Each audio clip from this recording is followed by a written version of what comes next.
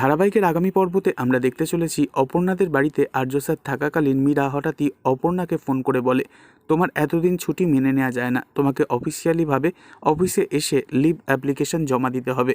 একথা শুনে আর্য স্যার অপর্ণাকে ইশারা করে বলে, চুপ অপর্ণা, আমি যে এখানে আছি তুমি বলবে না যেন।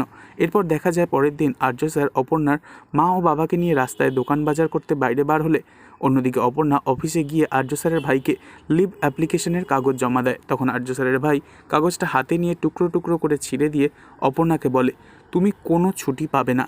কথা শুনে মন খারাপ হয়ে যায় অপর্ণার। এরপর দেখা যায় কিঙ্কর আর্যকে ফোন করে বলে, তোমার ভাই অপর্ণার লিভ অ্যাপ্লিকেশন রিজেক্ট করে দিয়েছে। কথা শুনে ঘাবড়ে যায় আর্য। তবে কি এবার মীরার ষড়যন্ত্রেই আর্য এবং অপর্ণা দুজনেই ধরা পড়ে যাবে? এবার যদি আর্য স্যার সন্তুর সাথে বিয়েটা না দিয়ে অপর্ণাকে নিজেই বিয়েটা করে স্ত্রীর স্বীকৃতি দেয় অপর্ণাকে, সেটা আপনাদের দেখতে কেমন লাগবে বন্ধুরা? অবশ্যই কমেন্টে জানাবেন। আর নেক্সট আপডেটের জন্য আমাদের সঙ্গে থাকবেন। ধন্যবাদ।